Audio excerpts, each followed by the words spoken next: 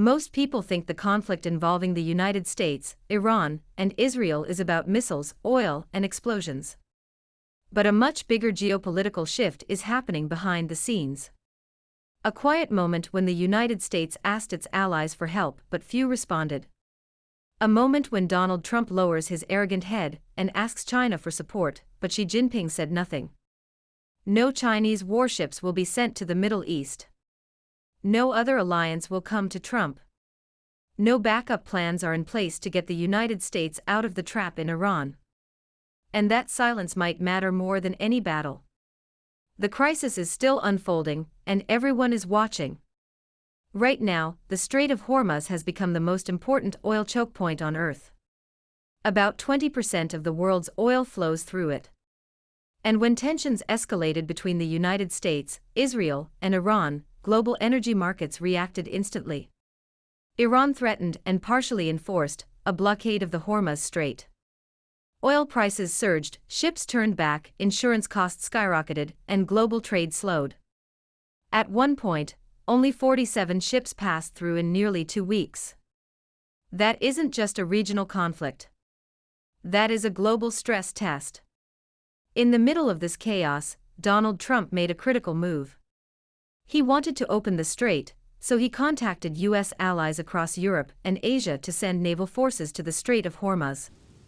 He expected support. Instead, he got hesitation or silence. Europe said no or maybe later. Japan and South Korea were cautious. Several allies refused outright. Even NATO avoided involvement.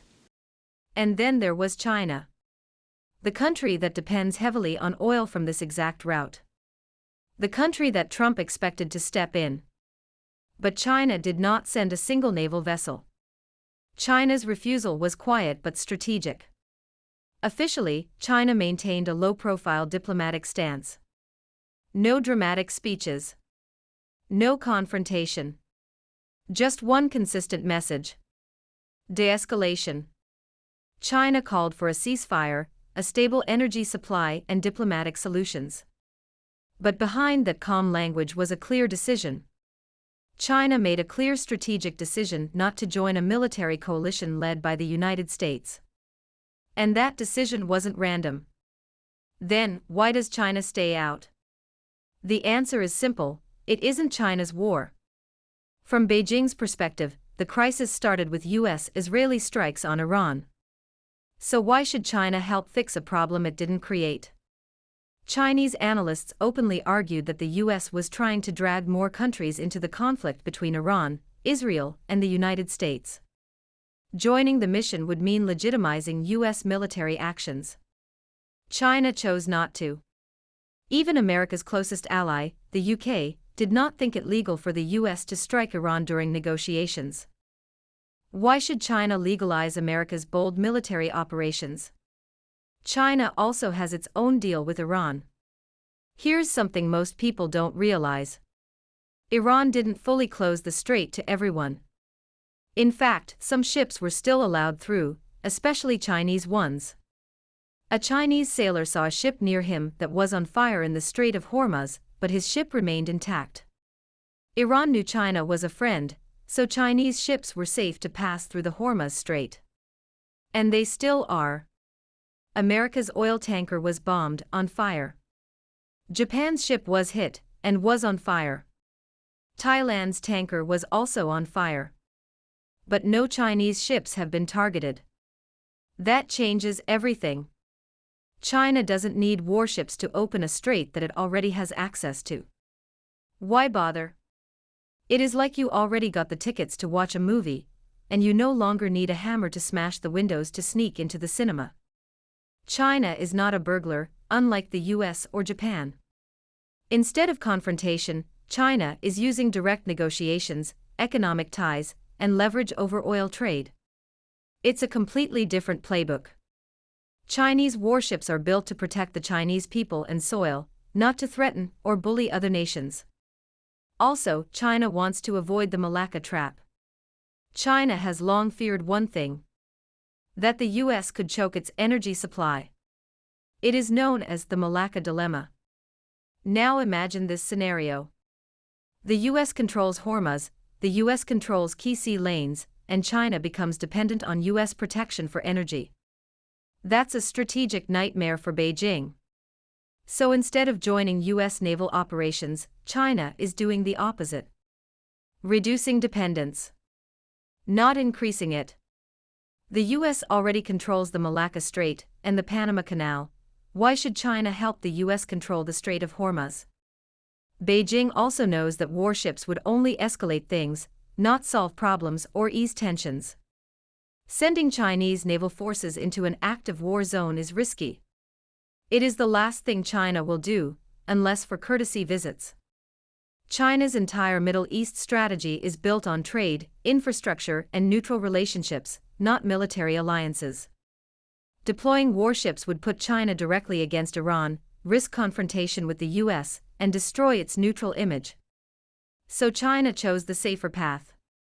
Stay out. Now let us examine Trump's dilemma and why it matters. It is where things get interesting. Trump's strategy depends on something simple: coalition power. But this time, it's not working. Even close allies are hesitant. China is non-committal. And the US is increasingly acting alone. Trump even hinted that relations with China could suffer if Xi Jinping didn't help. That reveals something deeper. The US needs China's cooperation. And that's a shift. Trump is still stuck in the illusion of control. After putting a sovereign state's president in a US jail, Trump believes the US can do whatever to other countries, so he planned to conquer Iran in a week. 2.5 weeks have passed, and Iran is still fighting. Many suspect that China is behind Iran, so if Beijing agrees to send warships to open the Hormuz Strait, the relationship between Iran and China will break. Xi Jinping is way smarter than Trump thinks. He did not fall into that trap. The last thing the Chinese government wants to see is the US controlling the Hormuz Strait. There has been a bigger strategic idea floating around Washington. If the US controls the Hormuz Strait, it gains leverage over China. Some analysts argue this could affect future conflicts, such as the Taiwan Strait. Think about it. China depends on oil imports, and much of the oil heading for Beijing passes through Hormuz, and the United States Navy could theoretically restrict access to critical oil shipments China desperately needs. But here's the problem. That strategy only works if the US actually controls the waterway. Right now, it doesn't. Washington's own oil tanker was attacked and was on fire. The reality is that the world has witnessed the decline of US hegemony in real time. For decades, the US could do one thing reliably: call allies and they would show up. This time, it is different. They didn't show up. Europe hesitated, Asia stayed cautious, and China ignored the request, even if Trump claims to be Xi Jinping's best friend. It isn't just about Iran, it's about the shifting balance of power between the United States and China. It's about influence, and global influence is shifting away from US dominance toward a more fragmented multipolar system. China's Middle East strategy is a long game. China isn't trying to militarily dominate the Middle East. It's doing something smarter. Build relationships with everyone: Iran, Saudi Arabia, UAE, and even Israel. Avoid taking sides, focus on trade and energy, and step in as a mediator, not a fighter. That's why China can talk to Iran, trade with Gulf states, and stay out of wars, while the US is forced to pick sides, confronting the whole world for unspeakable reasons. Two superpowers, the United States and China, are now using completely different strategies. Let's simplify it. The US approach is centered on military coalitions, naval dominance, and security guarantees.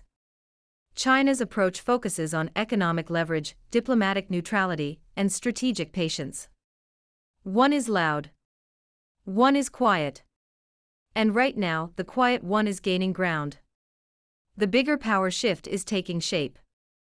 The moment in Hormuz isn't just a crisis. It's a signal.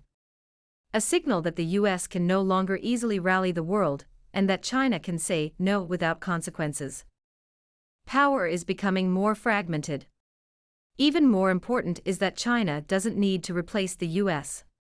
It just does not have to follow it. What happens next? 3 possible futures. Scenario 1. The US forces try to control the Strait of Hormuz, with no help from either its allies or China.